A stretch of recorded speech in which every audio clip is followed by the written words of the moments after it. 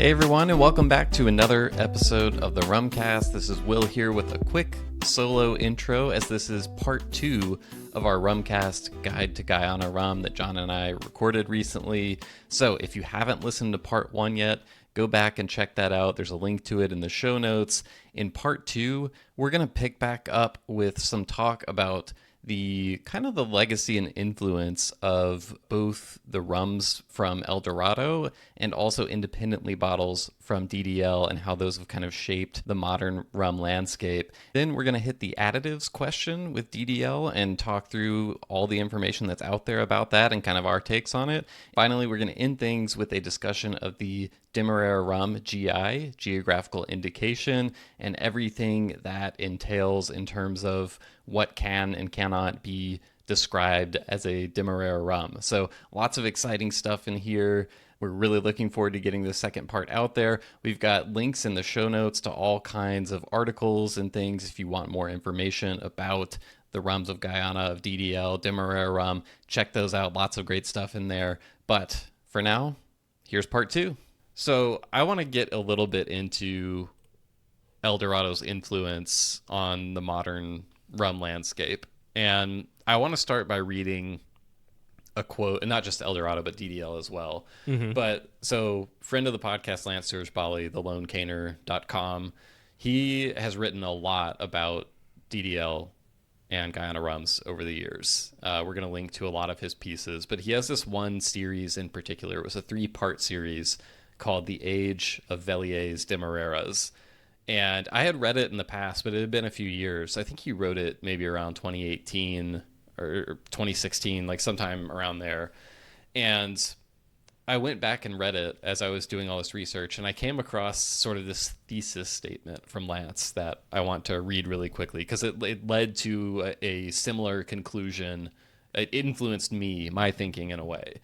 So Lance wrote, "It is my considered opinion that the Demerara, and to a lesser extent the Coroni, rums issued by Velier in the years 2005 to 2014 were instrumental in altering the rum landscape in a way few rums before ever had or ever will again. To this day, many consider them among the best rums from Guyana ever issued, and that includes the independents, of which Velier was surely one in spite of being primarily an importer. Many of the concepts we take for granted when choosing top-shelf rums from Guyana, indeed from anywhere, were encapsulated and brought to a wider audience by the Demerara series." So we're going to talk about these Velier Demeraras in a second, but as I was reading that from Lance, and as I was reading all this stuff about the history of El Dorado, the brand, and the rums that they've released over the years, I wrote down a little note to myself, and as I wrote it down, I wasn't sure I quite believed it yet, but it was just like food for my own personal thought, and I want to work this out with you as we talk about some of this. So what I wrote was, DDL might be the most influential rum distillery in the modern premium rum space. And when I say premium rum space, I mean kind of like obviously higher price stuff, but stuff that's purchased primarily to sip, basically. When you hear that statement, how does it hit you? Is it instantly like, that's clearly not true?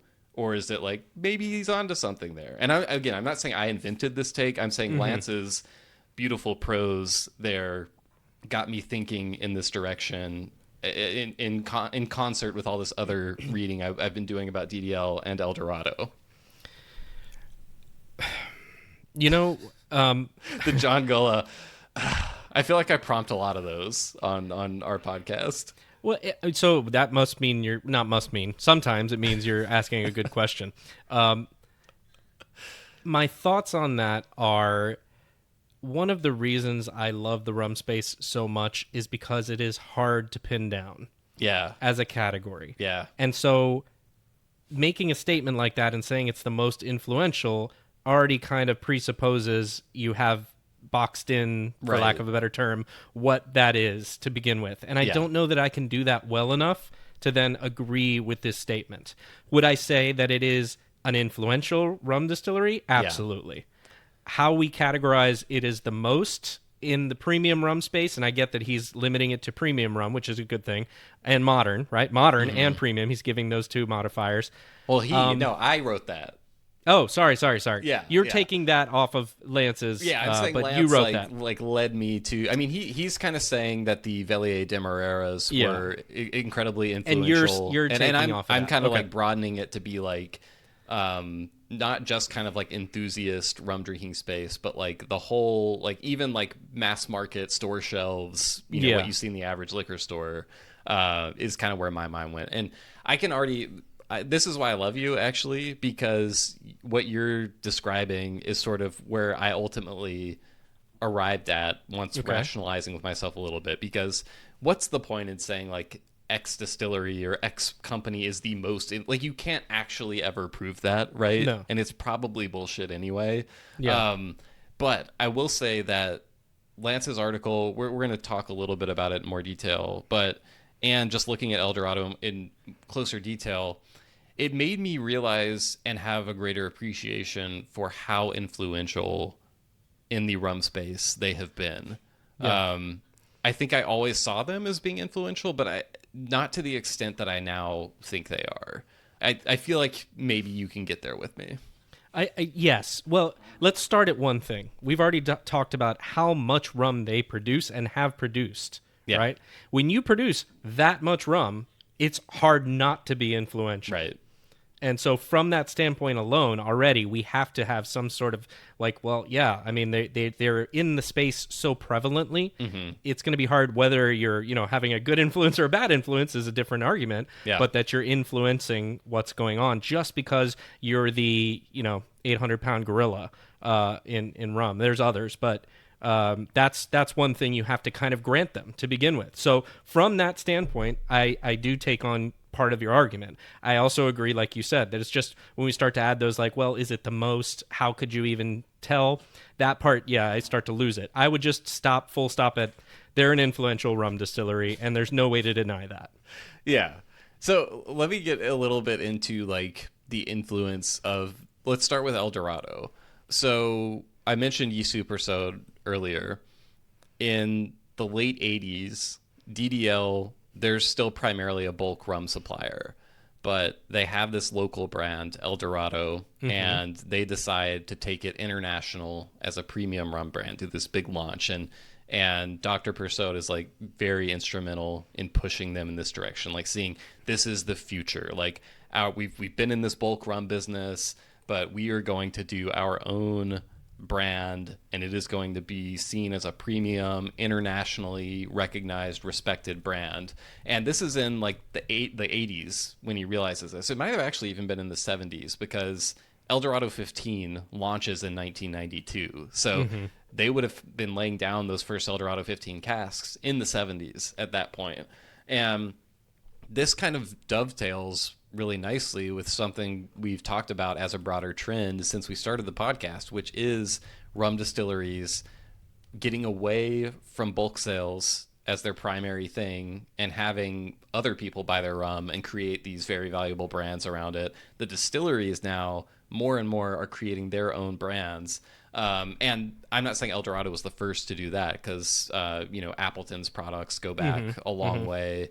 And Appleton 12 even, I was trying to find like when Appleton 12 launched. That's something that's kind of hard, but I started searching through like newspaper.com archives for advertisements, and you can find Appleton 12 advertisements from like back in the 80s. And and obviously they had like the Three Dagger brands and Ray and Nephew, the old aged rums that go back to like the Mai Tai stories and things. But anyway, when El Dorado 15 launched in 1992, it's really hard to find like another widely available 15-year-old rum. You can certainly find 15-year-old rums, and I think like Bourbon Court 15 might have been around then, but again, it's really hard to tell just like how widespread these rums were. But Kamal Samaru, when he this was an interview with Matt Petrick, which we'll link to, he described the rum as being at the very top end of the rum market, and he said there was no other rum in the market at that price.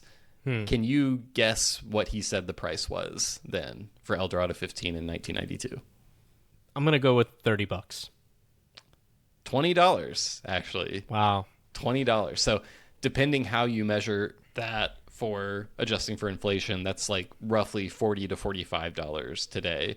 So actually, like, not that much cheaper than it is now. I think generally it's like a little, like, right around 50 for Yeah, El Dorado I think 15 so. now. Yep. So anyway, my point is just that, like, these distillery branded 15-year-old age statement rums were not super common, and this was like a very sort of ahead of its time thing at the time. And something else I noticed, so by 2010, and it was probably like before 2010, that's just as far back as the Wayback Machine goes on their website, but their full range, 3, 5, 8, 12, 15, 21, 25, all of Yep. those are out. And you sort of think about, like, it's almost those age statements, it's not quite to the extent that it's standardized, but other, like Appleton, Common. 8, 12, 15, 21. And again, until very recently, the 12 and the 21 Appletons were like the only consistently available age statement rums. Like, the 8 used to be just labeled reserve. Then they came out with the 15 as well in recent years. Doorleys, if you look at them, 3, 5, 8, 12. So I don't know, like, But how then much... they went to 14. Sorry. Yeah, I know they did go to 14, which is, it's interesting that they did that. Yeah. I'd love to know. I'm guessing, like, economics drove that, but Right. I would think. Yeah. But yeah, like, it made me want to know just, like, who started this trend of, like, these are the numbers that the age statement, core, and, like, how much of that was influenced by El Dorado. Obviously, Appleton was way ahead of the game with 12, going back decades and decades. But the other thing I wanted to point out that seemed super ahead of its time was their first single still, single mark expressions actually came out way earlier than I thought they did. I knew that they had some before these most recent ones that are in the squatty El Dorado bottles that were in sort of like the... Oh, I remember these. Yes. Yeah, These are the tall, clear bottles. Yeah, they're tall, clear, Yes. and like rectangular, Yes, sort of. I know these. The first editions of those came out in 2007. Wow. And I those didn't realize they had... were that old. These were single still expressions. I remember and that. they even Yep. had like the mark names on the label. So that's something that it's like we're still begging like some distilleries to start doing stuff like that. Like, they did that in 2007. They had an EHP Inmore, they had a PM Port Morant, and they had an ICBU Saval. There were no age statement, 40% ABV. So yeah, like, it's not like they were cast strength, but to do that in 2007 is pretty forward thinking. Yeah. And it seems like they, just reading some of Lance's work about those, it seems like they ultimately weren't that well received. Like, they kind of hung around for a long time on store shelves, and they were pricey, and at 40%, rum enthusiasts weren't just like dying to get a hold of them.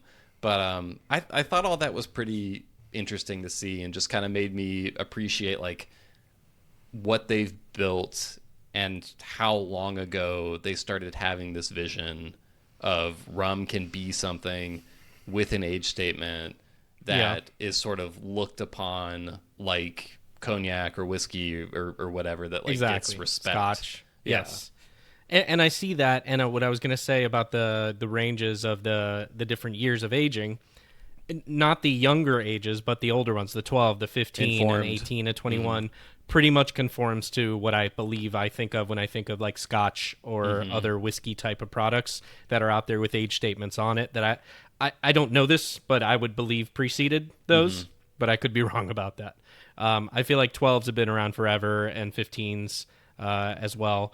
So, that was my first thought, is they were actually trying to jump on to the Scotch and whiskey bandwagon of the Probably time. so. Mm-hmm. And that doesn't invalidate your argument, because if they're really the first ones in the rum space, or even if they're not the first but the most prevalent, to do that, that makes a difference, and that other people can follow suit then. So there's that as well. I think to your point about, though, them doing that at an affordable pricing, right, is really the key. And then that goes back to volume, right? Yeah. And economics of volume, how much volume they can produce, and good quality rum that they can get out to get those prices to be manageable, is I think where their bread and butter has been.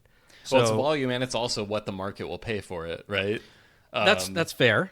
Yeah, but they're not losing money on every No, bottle. definitely. Oh, Yeah. we'll get into the finances Okay. later because Yeah. one of the cool things about being a publicly owned company is that there are shareholder reports on Yeah. their website that I didn't know until we started doing this episode. So Yeah. they're making money. So, I mean, I guess to give you a summed up answer, I do think some of that does help me to see your point about them being influential. So I'm with you on that. I do think there's other factors and other things that exist that maybe have pulled things where they have with rum. Totally. I do think it's also an interesting thing. I did remember those bottles. I didn't realize they'd been around that long. Those Yeah. single still releases. I do remember they were like 40% ABV and fairly expensive Yeah. for what they were. So I don't feel like those were very profitable for them, and I think that might have even stunted the growth could of be. some of those for a while. Maybe they were just so early. They were there before it was cool. So Well, that's an interesting thing to think of also. And so the other side of the coin, and this is when I'll really refer people to Lance's articles, The Age of the Velier Demeraras, because the other side of this, while you have El Dorado kind of working in this more mainstream consumer market, around 2005 is where Velier starts doing these really interesting things with these old Demerara rums. And this is where Lance's point around all the things we almost take for granted now in the enthusiast IB space, like the prevalence of these cask strength, age statement expressions, and even some of the tropically aged, like aged at origin emphasis, kind of dates back to these original old Demerara bottles that Luca brought out starting around 2005. So I want to briefly share a little bit of the background here because I think it's so interesting. But I really, really encourage people to read Lance's pieces because he goes way in depth here. But so the first thought that I had was I always wonder how Luca gets all this access to these incredible casks, right? Yeah. And He must be really pushy. I think it's the Italian charm actually. So he actually. And Velier has some of this info on their website as well, but he met Yisu Persaud in 1999, Luca did, while he was visiting Guyana, and he starts importing El Dorado at that point in time into Italy, I'm guessing, and maybe other parts of Europe. Not a small point. Yeah. So they have this professional relationship. And so there was an interview that Luca did with Do Rum, which is another rum blog. I'll link to that as well. And he kind of described it as Yisu took him under his wing there. So it sounded like they kind of clicked. He started giving him access to aged rums that nobody else had access to. But partially because it also seems like nobody else was really interested enough to go there in person and put in that legwork. But what was interesting to me is Luca kind of described in the interview with Do Rum that this was, he didn't use these words, but it sounded like it was sort of his aha moment with tropically aged rums. And you see to this day how much Velier emphasizes tropical aging, even in the, what do you call it? The Papaline rums. Where the Papaline Jamaica rums, Papaline Haiti, it's these blends of rums from various distilleries in one country, and there's super emphasized on labeling all aged at origin. Yeah. So this has been a huge emphasis in putting this conversation on the map, and it started with these old Demeraras. So in 2000, he starts releasing these single still bottlings via Velier. So again, this is 7 years before El Dorado does their single still stuff. And initially, even the Luca ones are at lower strength. There's some 80 proof, there's some 86 proof. And then in 2005 is when everything changes, and he starts releasing them at cask strength and using the word full proof on all the labels, which I thought was interesting, just kind of seeing that terminology. Yeah, foolproof. And that's when you start seeing those very starkly labeled bottles that just, Skeldon, 1973, just big words, black or white text on a color square label background. No fanciful drawings. Dark bottles, no fanciful drawings, really not that much fanciful language other than stuff like full proof. Yeah. Minimalist. Very minimalist. Yeah. And very, these are the bottles that I remember when I first started getting into rum. I feel like if you get into rum now, the really legendary stuff you hear about is the Coroni stuff. But and that was certainly a thing when I first started getting into rum. But I remember seeing the Skeldon labels and Iflot, Albion, 1983, and just being those seemed like the true holy grail. And reading Lance's descriptions of these rums, because he got to try a lot of them, really, they do sound like the holy grail of rum. Like if I could choose to taste any rums in history, I would probably start with these Velier Demeraras, because some of these were even like the really old ones, they were pre-diamond, a lot of them. So these were distilled at distilleries they're like the Coroni of DDL rums, sort of. Anyway, so he releases these rums all through 2015, and then it's in 2016. If you've ever seen the El Dorado Rare Collection bottles, Yisu had retired in 2014. Kamal Samaru takes over as chairman. I'm not saying these are connected. I'm just saying timeline-wise, right after that, they decide we're going to start doing these, Velier-style releases on our own. We're going to do our rare collection, and, their cask strength. Those are pretty expensive. Cool bottles, too. I like them. They're different from the normal El Dorado ones. But anyway, so Lance's article, the context there about how influential these rums were from guiding enthusiast tastes over the last couple of decades now, was also really illuminating to me, and also just contributing to that overall aura around DDL for me of like, wow, like these rums, whether they came from El Dorado, whether they came from Velier, these have really, like, the story of rum over the last 30 or 40 years, they're really tied in to where, like, how enthusiast tastes and even mass consumer tastes have developed as well, in just a way that was surprising to me, and I have kind of a new appreciation for. There's one more element to this that I want to point out. I think all that is really kind of fascinating, and I've read some of Lance's stuff there also, which is really awesome, and I agree people should read it, is that we're looking at this from the United States or an American perspective of rum enthusiasts as well. And especially us, as both Americans, and maybe I don't want to speak for you. I was not involved in rum in those times, until, God, was it 2015 or so, something like that? So I missed a lot of this. Yeah, we missed it. It sucks. Yeah, exactly.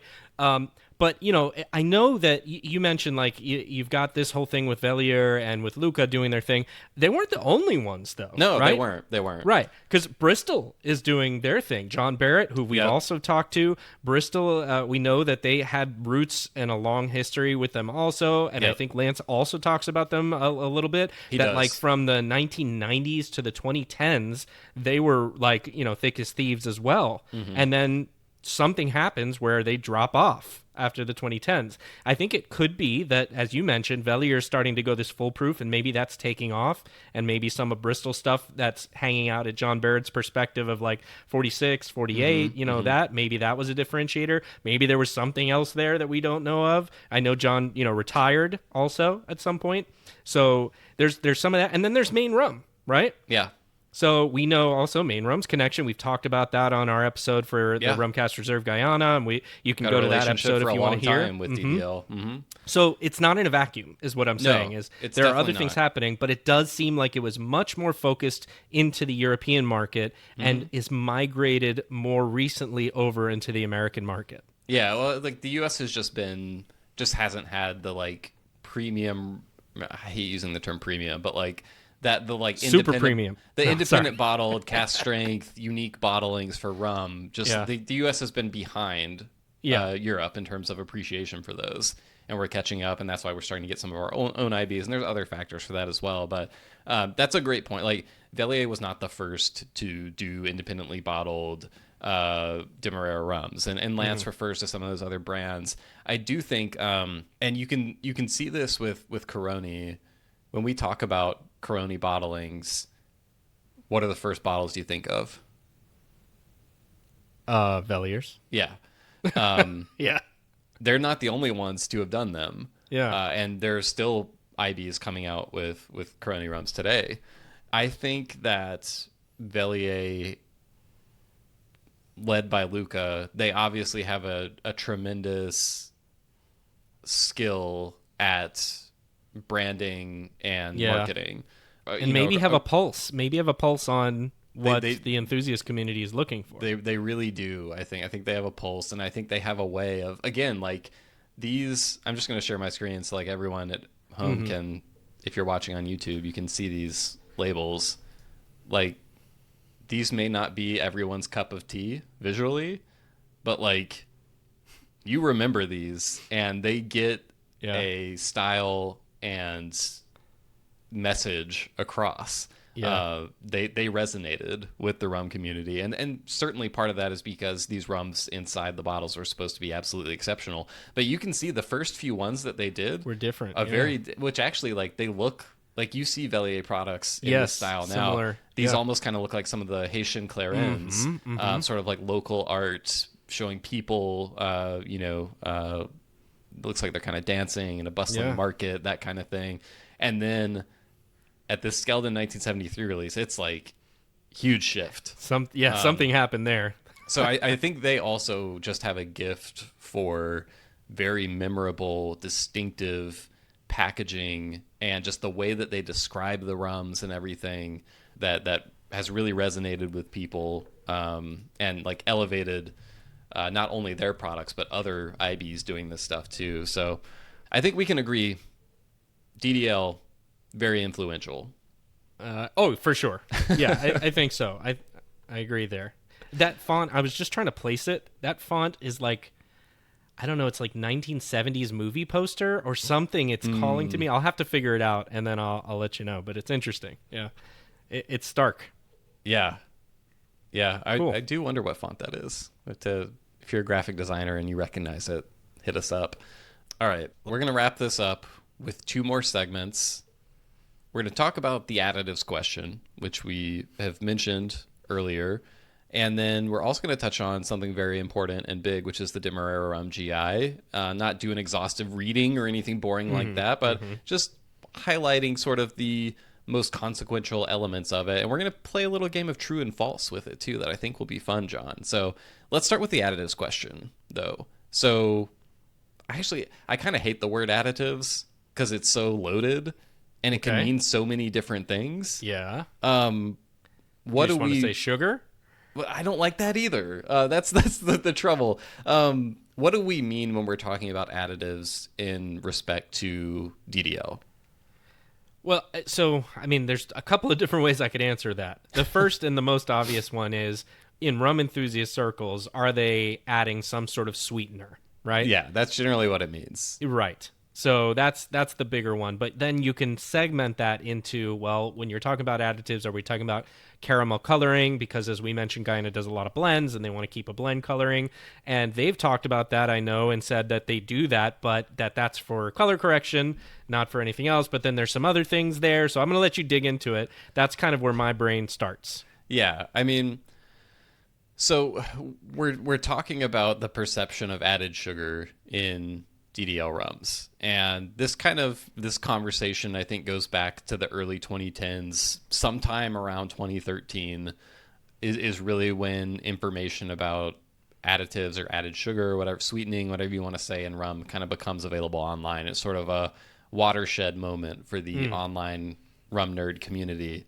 And there's a rum enthusiast named Johnny Dreher, publishes kind of his own hydrometer measurements and shows people how they can do it at home, which hydrometers, they don't just literally tell you how much sugar is the rum, but they measure density. And so basically they show you the ABV, and if the ABV appears lower than what is on the label, then that means that there could be something that was added to the rum, right? In many cases, that could be something to sweeten the rum.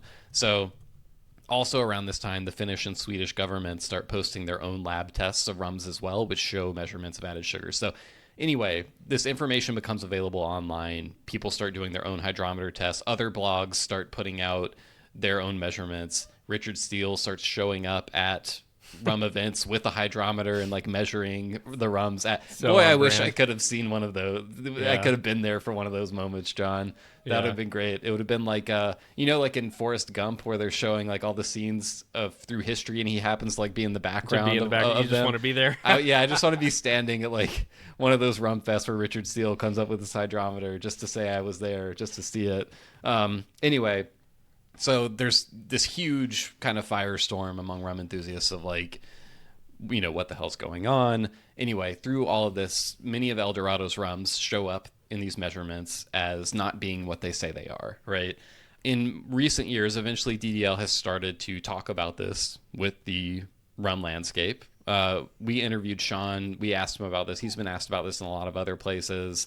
We'll link to some interviews where they discuss it. But we're actually just going to pause for a second real quick here to let you listen to a couple of minutes of Sean's response, because I just feel like with an issue as touchy as this, instead of trying to sum up his own words, I'd rather just play for people what he said to us, and they can hear it themselves. So let's listen to that real quick. Well, it started, I believe, as an economic decision or an economic interest point, because obviously caramel is an added cost, right? It was only added because historically we supplied bulk rums that were caramel colored for the purpose of transport and direct consumption upon reaching their destination.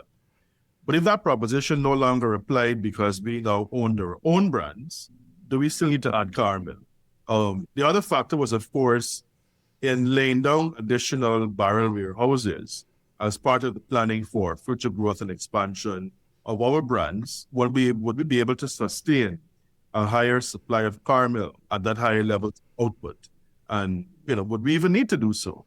So it was kind of like, would it be worth the trouble to continue adding caramel and therefore having to deal with a growing demand that would require more caramel?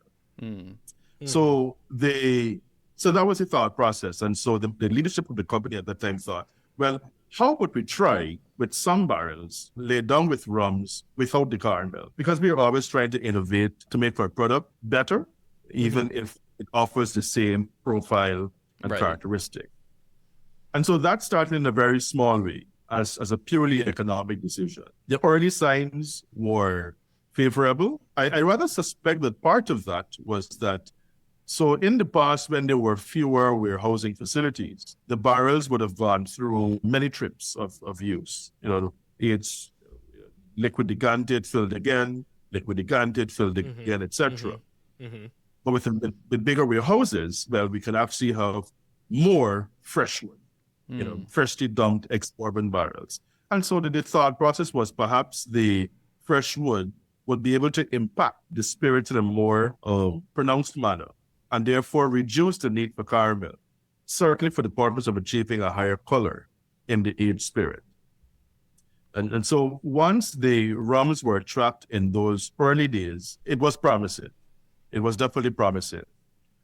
I believe it was 2009, 2010, when, the controversy about the amount of sugars in the rum, was taking its head. It puzzled us. But our master blender, who is in charge of our quality program here at DDL, would have done significant testing of products across different ages, different stills, etc. And the one thing that popped out to us was that the rums aged with caramel were the ones that tended to have higher than those that were aged without. And that the longer it was aged, the higher that sugar content became. So now there was added impetus. It was economic, but it was also from a product proposition point of view that if truly we wanted to offer products with lower sugars, then caramel clearly was not the direction to go. So having those early successes, the program was expanded out. And well, by now the story is known that now that we have a significant, of course we still have we have many barrels still with caramel because it was a phased process. But definitely, I can say that by now the rums coming out of barrels, with newer wood and without being aged with caramel, are able to really mature in quite the same way, I would say, offering a lot of the same flavor profiles and having a very similar color profile and chemical profile, but without the caramel, and therefore without those residual sugars that would develop during the aging process due to the presence of caramel. So that's clearly the evolution of where we are. But by now, we certainly are on the uncolored rums into barrels. There are a few marks that still retain, for historical reasons, the requirement for caramel. But in the main, our main marks are now aged without.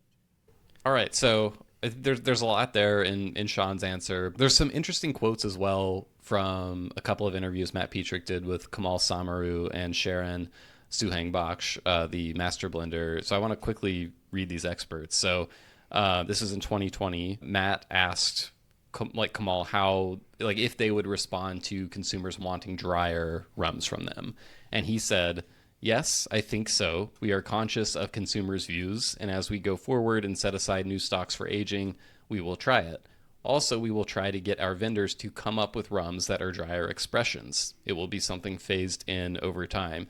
That's a really interesting part of the quote to me, where he says, also, we will try to get our vendors to come up with rums that are drier expressions. What does that stand out to you like it did to me?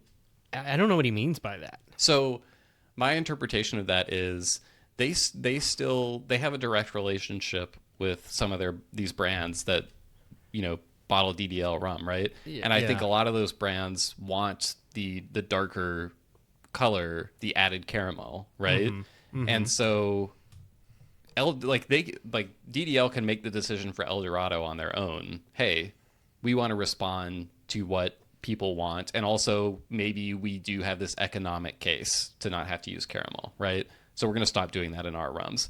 However, if they have people buying rums from them, these vendors who are saying, no, we want that, right? Those rums are still out there affecting perception of their rums. So it's almost to me like he's saying, we'll try to get our vendors to come up with rums that are dry expressions. Like maybe they'll try to influence them. Hey, you guys don't have to have this added caramel in here, right? That's kind of how I interpreted that. Yeah, but I don't know. That kind of feels like a weird answer to me. I mean, I'm not saying they would do this, and I know this is not the easy answer I'm trying to make it, but you could also just say, hey, no problem, we'll do that for you, but you have to state it on the label. But, I mean, do they want that on the label also, though? Well, if you're trying to protect your own product and you're saying this is what we think it should be, but you're free to take it and do what you want, and we'll sell it to you, but we'll sell it to you with this specific condition. Somewhere on the label has to say you've added, whatever it is. Right. And we'll do that for you. I almost see it as like a mark or a recipe, right? Mm-hmm. But like you should state your recipe, Yeah, I don't know. I don't want to try to read too much into it. Not like, I'll be clear, like we're speculating at this point, but I just, that part of the quote stood out to me. So Sharon's quote, this is also a 2020 interview with Matt. She said, specifically for our El Dorado rums, we have made a change to the way we use caramel in aging. Traditionally, our rums were aged with caramel. We no longer age with caramel for our El Dorado blends. Caramel is now used specifically for coloring. So I thought I included that quote because there is a very definitive statement in there. Mm-hmm. She says, we no longer age with caramels for our El Dorado blends. There were they have said similar stuff to that, but there's also been a lot of talk of phasing it out. That seems like a very definitive, we're not doing it at all. So my interpretation of this, because they've also commented about there were newer editions of El Dorado 12 and 15, right? And rum enthusiasts notice this. The newer ones with the slightly different label, mm-hmm. they taste drier. They do. Put them back and forth, there is a clear difference. And so I think that there is an element of that. If you make that decision, it's still going to be a phased in thing, right? Because you're going to have some stocks of age that still have that method and some stocks that don't.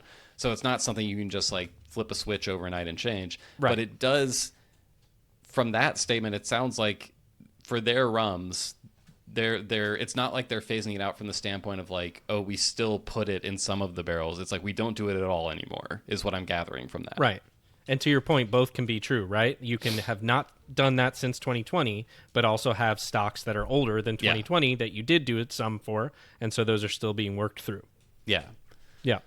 So that's an overview of what rum enthusiasts have heard, what we know. How does all of that hit you in terms how much do you sort of buy what they're selling, I guess, in terms of the reason for their rums showing up as having additives when people measure them these ways? I would say if this were one of those polls you take online where you strongly agree, somewhat agree, neutral type of thing, I'm between neutral and somewhat agree with them kind of where their perspective is on this. Right. I don't buy it all, number one. is what I'm saying. Yeah. Some of it just feels intentionally obfuscated in terms of the way that they communicate things. To your point earlier, Will, you said, look, they don't always want to say exactly what they're doing. And it's their right as a company to have some secret, kind of things within trade secrets, whatever you want to call them. And I want to respect that. But at the same time, it feels like there's just a lot of dancing around this that we've seen, even over the last few years, that I would just prefer a more declarative statement. Like you said that, Sue, that she said, I want somebody to come out with that a little bit more strongly and say, look, we've said it for 5 years now. This is where we're at. This is where it's at moving forward. There's no room for question here. Yeah. But I don't feel like we've ever gotten there from either our interviews, other people out there's interviews, Matt's and others, feels strong enough and, what's the right word? Specific enough to leave me with zero questions. Yeah. I think I'm in a similar place. I'm not entirely sold on the idea that, like, we only did this because certain vendors asked us to. And like, there have also, in Matt's interview with Sean, I think they make reference to there's historical records of caramel, like, being added to Guyanese rum in these quantities for a long time, and like, right, maybe that's true. I don't know. I'm not a historian or archivist. I haven't reviewed these numbers and things, and ultimately, that, like, I'm not saying it's not relevant or part of the history, but just in terms of, like, how much do we trust what they're saying, it doesn't impact my opinion of that much.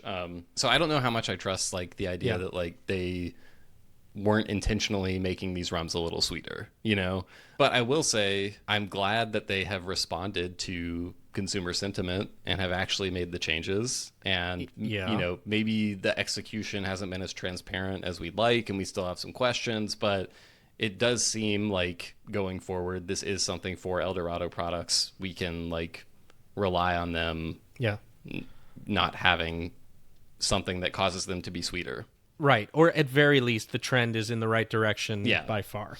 I think it's an important perspective to kind of think of it from, we don't know all the specifics, right? But thinking of it from their shoes or their perspective of, like, imagine you are a Sean Caleb, right, Will?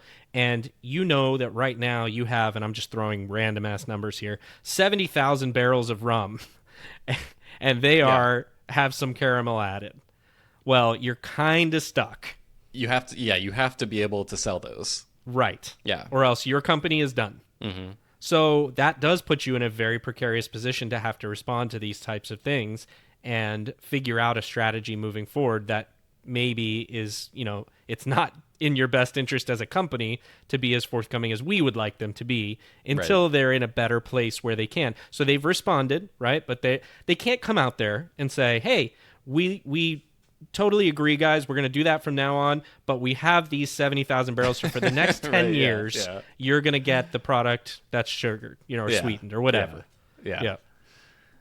I'm just happy it's trending in this direction. I think one of the things that sucked in recent years was we've all through this episode been talking about, like, how amazing these rums are and how much we love them. And it always felt like if I recommended El Dorado, it had to come with an asterisk, right? Because I knew about this, because I knew there was something in there that made the rum sweeter than they needed to be. They're now the Mark McGuire of rums. Is that what you're saying? They're juiced, yeah. Now they're trending in a direction where... Or was it Barry Bonds? I can't remember now. I think it was both of them. Okay. Or, like, everybody in baseball for my childhood, basically. For 20 years, yeah.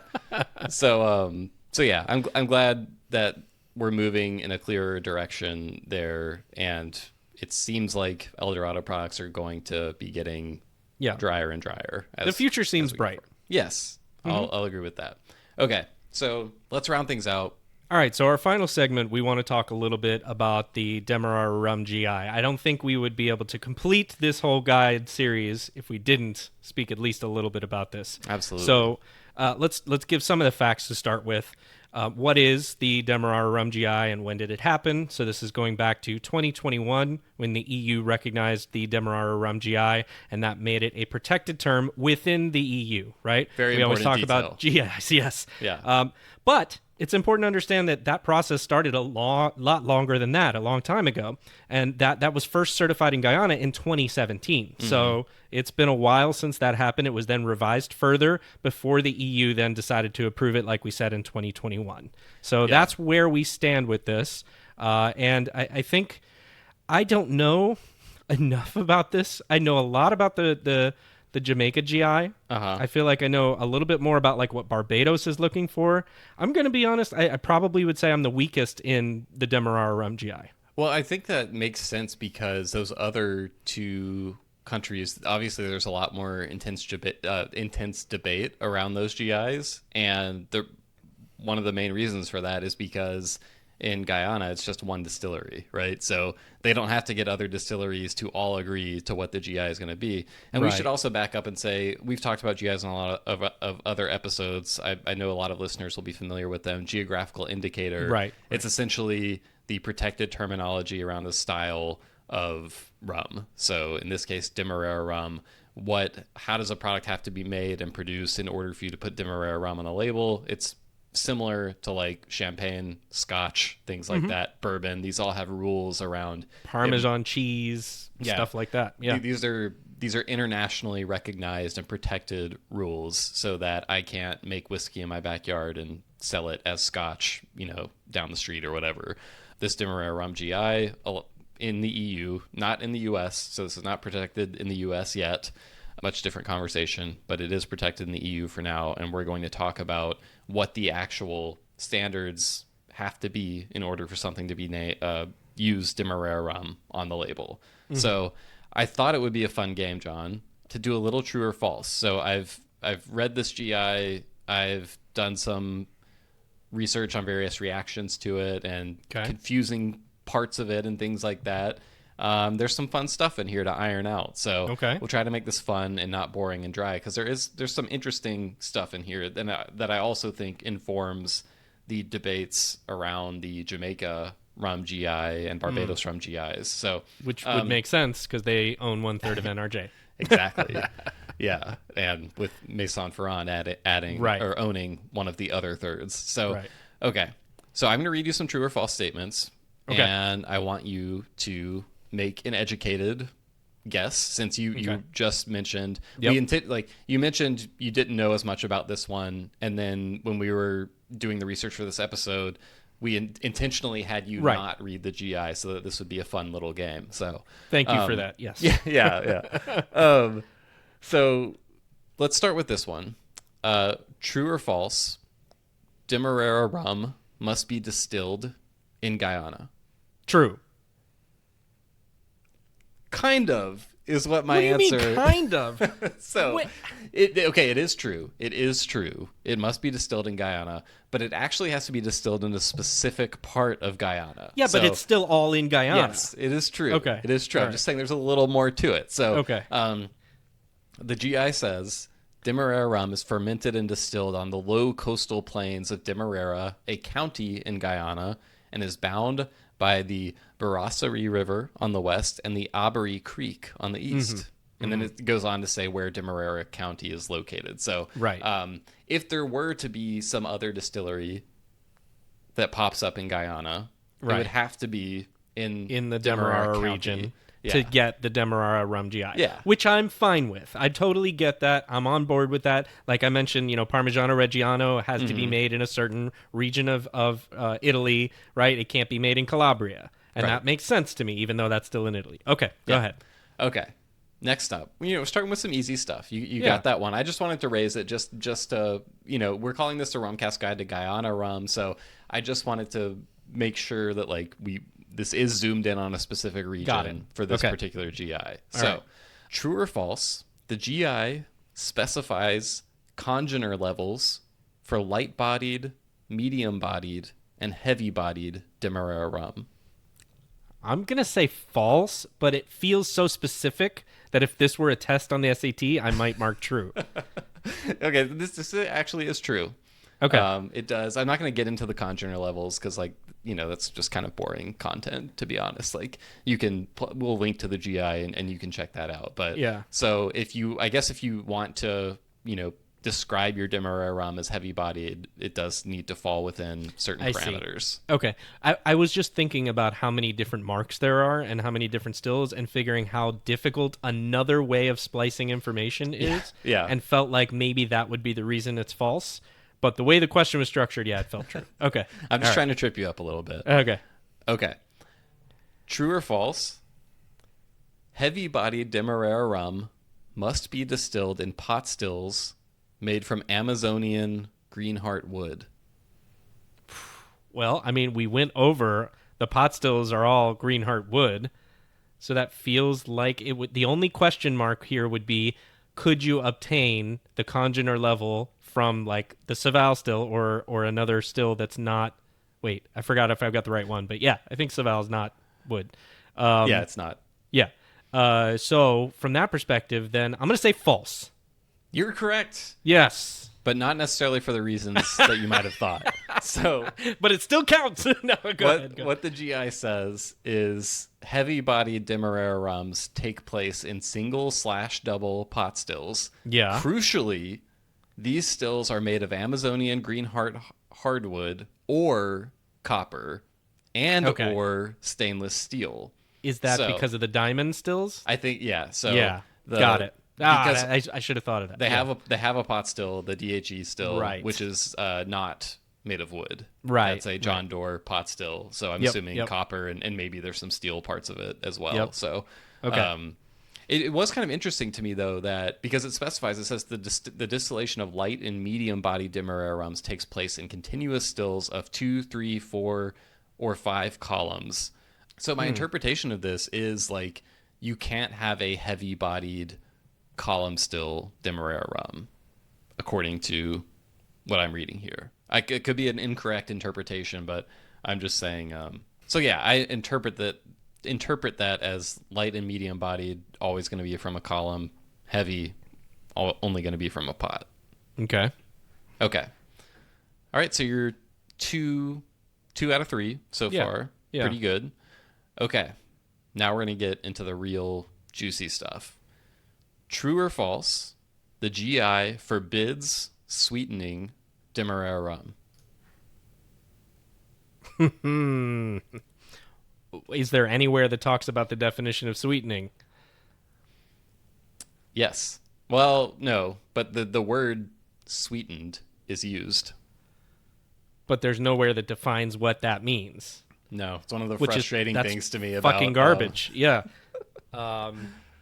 Then I'm gonna wait. Can you read it one more time to make sure I say the right thing? True or false? The GI forbids sweetening Demerara rum. True. Oh no, it's false. Okay. So I was thinking they were going to try to manipulate this by the value of what sweetening means, and then they could put that in there, but it's still allowed for some of the practices we talked about. I would say it's fairly explicit in terms of allowing certain practices, but what those practices could be is unclear to me. So the quote is, Demerara rum is not flavored and is only sweetened to round off the final taste of the product up to a maximum of 20 grams per liter. So it is allowed to be sweetened? Yes. Only sweetened to round off the final taste of the product up to a maximum of 20 grams per liter. That language, by the way, to round off the final taste of the product, I feel like I've seen that language in other standards of identity and like regulatory type things before. So I believe that 20 grams per liter, I think that's the same amount of sweetening that the EU allows in rum.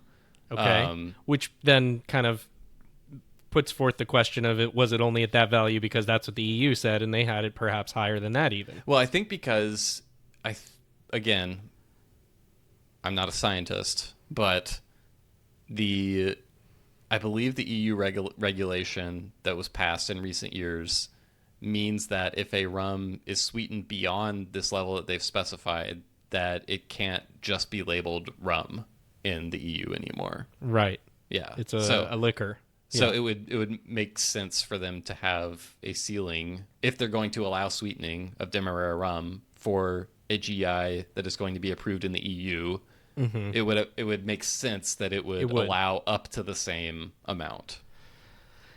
I just don't love the reason. If that's correct, it seems like that's a weird. Well, so here's the thing. Feature.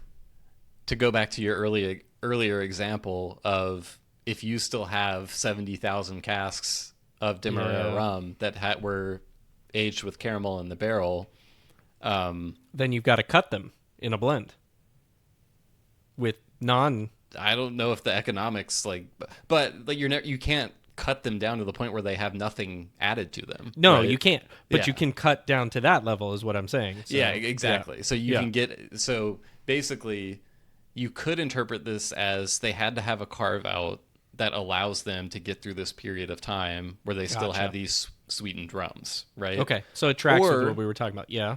You can interpret it as they still want to be able to sweeten rums. So, I mean, there's a lot of different interpretations that you can have of it. But the fact remains that the GI does allow it. Yeah. It's a bit surprising, honestly, in one way.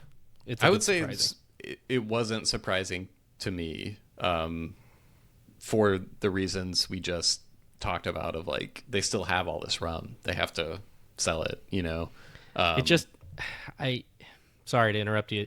It just feels akin to, and I'm sorry to keep going back to this analogy, but if Parmigiano Reggiano was and you can have 2% sawdust in your, it just feels, yeah, I'm struggling with it. 2% sawdust. I like that. All right. Okay, let's keep going. Do you got more? I'm trying not to I have one more. Okay. And this is, I think, the one that will prompt the most discussion. So, true or false, a rum aged outside of Guyana can label itself a Demerara rum? True. This is true. Yeah. It has to be. Why do you say it has to be? Existing economic factors and their business relationships. Okay, well, that probably is the answer why. But this was surprising to me because, we have. I don't want to keep talking about our rum like we're just doing this episode to try to promote our rum. But I mean, it's not even for sale yet. So yeah. But we have been working through the labeling of this rum, and so I don't think either of us wanted to put Demerara rum on, that was never really a consideration as we were going through label drafts, just because this is a product that was aged entirely at Maine Rum Company. So just correct. To me, it's something felt disingenuous about trying to call it a Demerara rum. And then I read the GI, and after reading the GI, I came away thinking, oh yeah, it has to be aged in Guyana to be a Demerara rum. That's what the GI seemed like to me in a fairly close reading of it. And I was looking back at reactions to the GI to discover that I wasn't alone in this. And I had kind of forgotten about this Facebook post, but I remember when it came out. I'll link to it in the show notes so everyone, it's too long for me to read the whole thing, but Ian Burrell, friend of the podcast, the rum ambassador, he has been a very vocal supporter of the Barbados and Jamaica Rum GIs. And when this Demerara Rum GI became approved, he put out a lengthy Facebook post that was titled at the top, "Is Guyanese Demerara Rum better than Jamaica Rum?" And I'm going to try to sum up and do his words justice, but I encourage everyone to just follow the link and read it yourself. And read it yourself. But essentially, I think his interpretation of the GI was the same as mine, which is it has to be aged in Guyana to be labeled a Demerara rum. And what he pointed out in the Facebook post was DDL, as a 1/3 owner of National Rums of Jamaica, which is the entity in Jamaica that is currently opposing the Jamaica Rum GI because NRJ does not want rum to have to exclusively be aged in Jamaica. They want to allow you to age rum elsewhere and still call it a Jamaica rum. He was saying, how come in your GI for your country's rum, you're saying it has to be aged here to be called a Demerara rum. It's good enough for Guyana, but it's not good enough for Jamaica, apparently. It's a logic thing. Yeah, it seemed like hypocritical. However, DDL published a press release shortly after, and I'm not saying they did this just because of Ian's post, because I think there were other people who were having a similar reaction at the time. But they published a press release back in 2021, shortly after this, to clarify the GI. So the press release says, I'm just going to read this segment quickly. Recent social media posts regarding the Demerara rum and Jamaican. I thought that was funny too. That it says recent social media led posts. with that. I mean, it shows the actual influence of this stuff. Recent social media posts regarding the Demerara rum and Jamaican rum geographical indications have come to our attention. It is important to point out that some misleading information is being presented as fact, so we are compelled to correct the record. The Demerara Rum GI, published by the European Union, provides for 5 tiers of rum in Section 10. The 5 tiers are Demerara rum, Old Demerara rum, Cask-aged Demerara rum, Special Reserve Demerara rum, and, last but not least, Grand Special Reserve Demerara rum. So, 5 tiers of Demerara rum.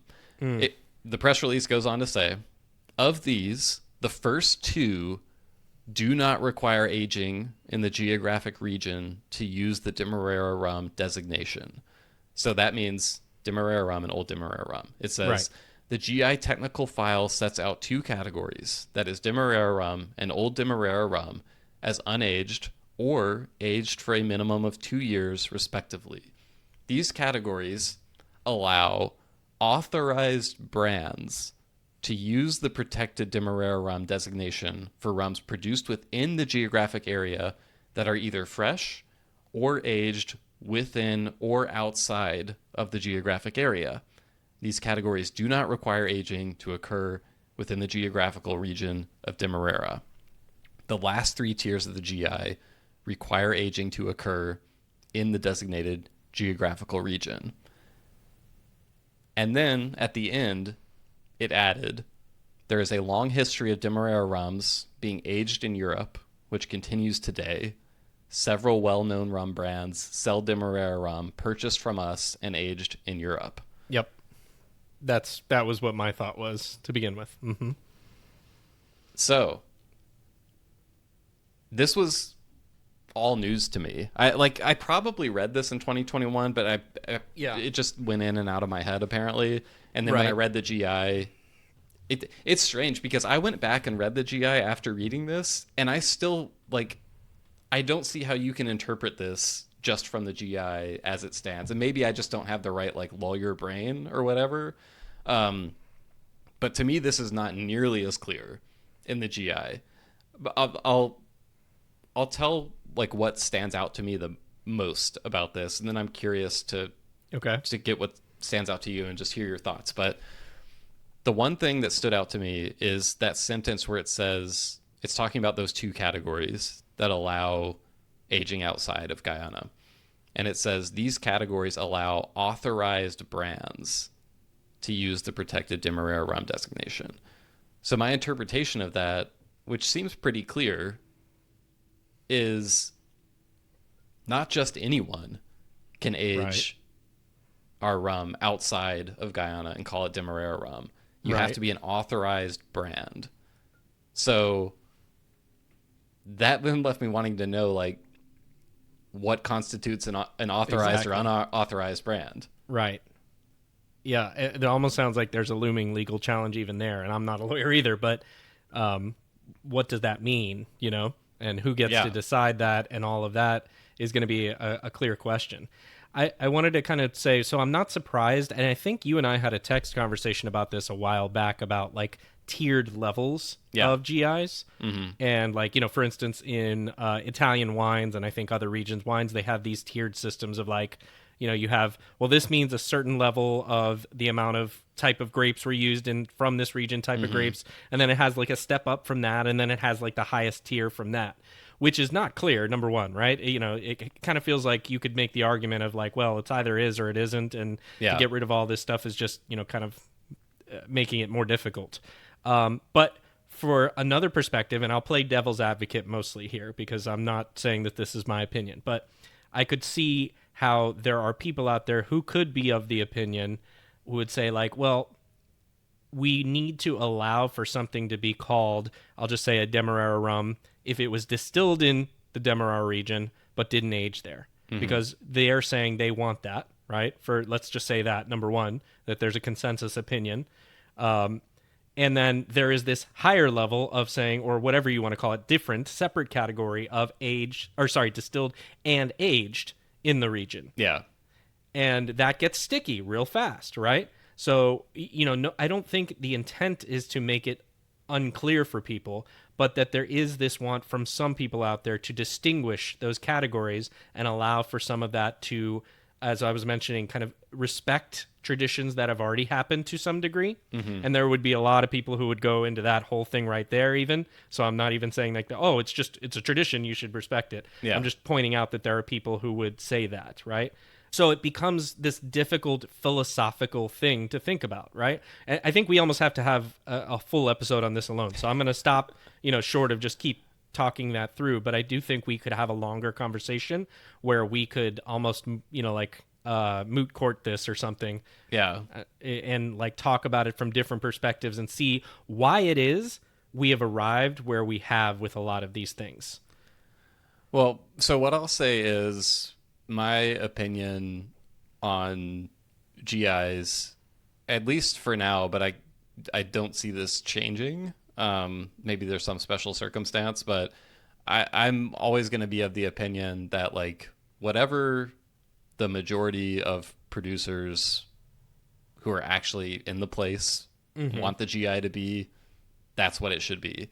They're the ones who have put the work into it. They're the ones that have the most at stake with it. They should get to decide how their craft is protected, right? So I'm not going to sit here and say like DDL is wrong. It shouldn't be this way. I think the only thing that makes me scratch my head a little bit, even though I'm pretty sure I understand why it's in there, but I understand if you're saying, DDL has this long history of that like we want to continue or whatever, where rum is distilled here and then aged elsewhere and it's still Demerara rum. They sell a lot of bulk rum, right? They do, but they're selling less and less bulk rum. It's true. And right. And there's also a distinction there between, I think when distilleries talk about bulk rum sales, they're primarily talking about selling mostly unaged spirit in bulk to a place like E&A Shear. Right. Distilleries often also have relationships where they are selling rum directly to a specific brand. And I don't know that when DDL talks about their bulk sales, they're also including like selling rum directly to a brand like Pussers, for example. I'm not even sure if they're actively still doing that or not. I don't know how Pussers gets their rum or whatever. I'm just using that as a hypothetical example. But I guess for me, it's like if you want to say in your GI, rum can still be rum at these two levels when it's aged outside the country. When you specify if it's authorized brands, then it's kind of like, well, is it or is it not? Like I think what they're trying to say is we trust certain people who we've had a historied relationship with to do it right, and we want to allow for that to continue in the future, but we don't want these other people to be able to just take our rum and do it. Yeah. They want their cake and they're eating it too. I understand that, right? Yeah. And then like when I see it from that standpoint, I'm like, well, then how much of it is about the tradition and how much of it is about the economics? And you could probably you could ask that about every aspect of a GI, right? Yeah. And brands have a right to be motivated by economics and like want to ensure that they are going to reap the profits of this as opposed to other places. So anyway, I mainly just want to talk about all this because I legitimately like didn't realize that there was this carve out of these like two tiers of the 5-tier Demerara Rum GI system.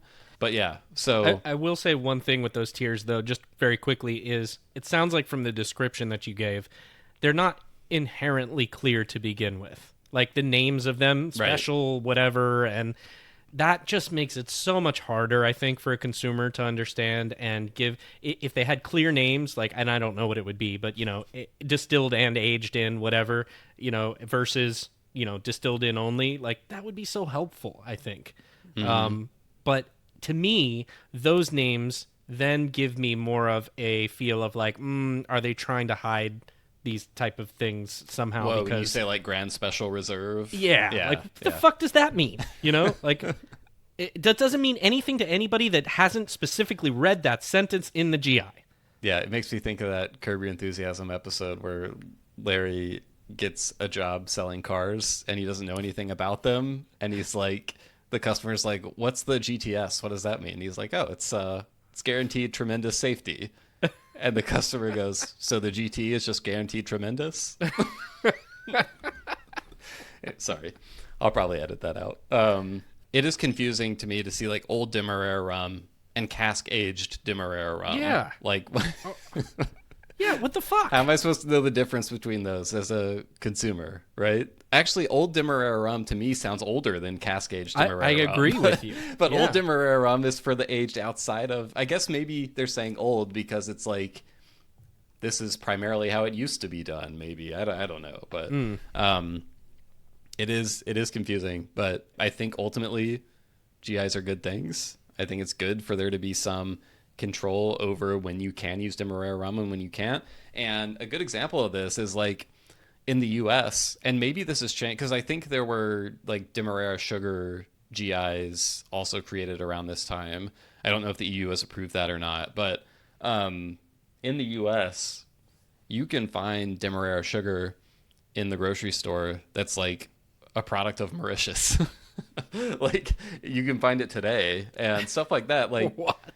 You can understand why that's not fair to Guyana, right? Right. So I think ultimately these are good things, and like obviously I don't want to get ahead of myself. I was going to say I don't think there are any rums in the US that are marketed as Demerara rums that aren't. But actually, as soon as I said that, I remembered there was a craft distillery. I don't know if they're still doing this, and I can't even remember the name of the distillery, but they had a white rum, and when I say white, like an unaged rum, and they distilled it from Demerara sugar.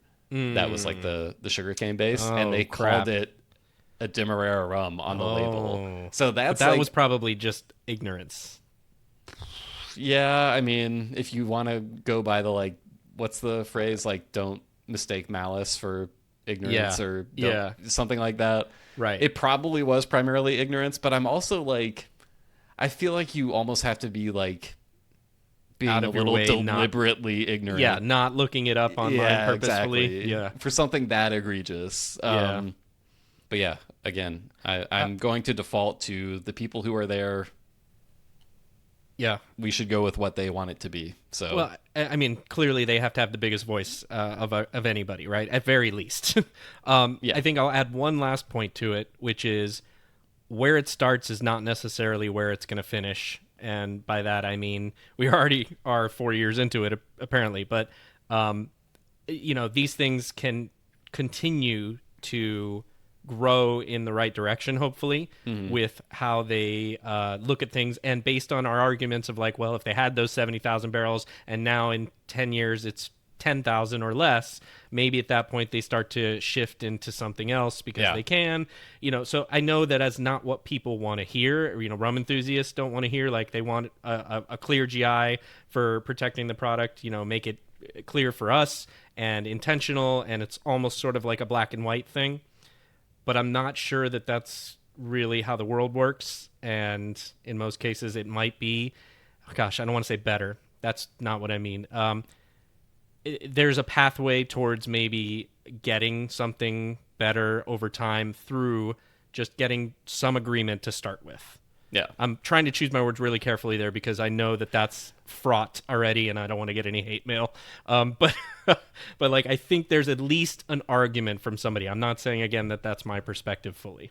By the way, we've been using this hypothetical 70,000 barrels thing. Yeah. If you had to guess, what do you think DDL's current barrel capacity is? I'm not saying like how many casks they have, but what is their capacity for casks? Because I have the figure. How many, if they were to fill all their warehouses with barrels, how many barrels? 130,000. Did you fucking look that up? No, I swear to God. That's literally exactly right. I swear to God I didn't. You looked that up. I swear I did not look that up. I swear. I just threw it out there. So the thought process came from, I remember Richard and Foursquare's barrel capacity that he expanded recently, and I remember what he was expanding into, some of those figures, and then I was thinking, well, they're doing a lot more bulk rum and rum production than he is, so it has to be in the hundreds of thousands, and then I went between 100 and 150. Wow. All right. Well, gold star for you. You can make up for the handful of true falses that you got wrong. A couple more fun facts. I alluded to this earlier, but like because they're a publicly held company with shareholders, you can go to the Demerara Distillers website, and going back to 2011, they have annual shareholder reports available that you can download and read that go into like revenue and all sorts of like really, and also just them kind of like talking about the business as a whole. There's really interesting stuff in there if you're a super geek. And one thing I wanted to look at, just because I had no idea like how much revenue does a distillery like this bring in, and like what is their profit, right? So we're gonna do another guessing game for 2024. If you had to guess, they had a rate in the, or a term in the shareholder report called turnover. And by doing a little Googling and reasoning, it seems to me that basically means gross revenue. But I'm also not like a CPA, and I don't know a lot about this stuff. But I think this is gross revenue. If you had to guess what DDL's gross revenue was in 2024, not profit, but gross revenue, what would you guess? This is a tough one. Isn't it? Yeah. I feel like I could be wildly off here. That's why this is fun. So I'm going to go with the first number that popped into my mind, but I don't know yet if I have any real grounds for why I'm saying it. I'm going to say 20 million. Okay. That's too low. Okay. I figured it was either 20 or 200. Okay, closer. So it was actually $147 million in revenue in 2024. Okay.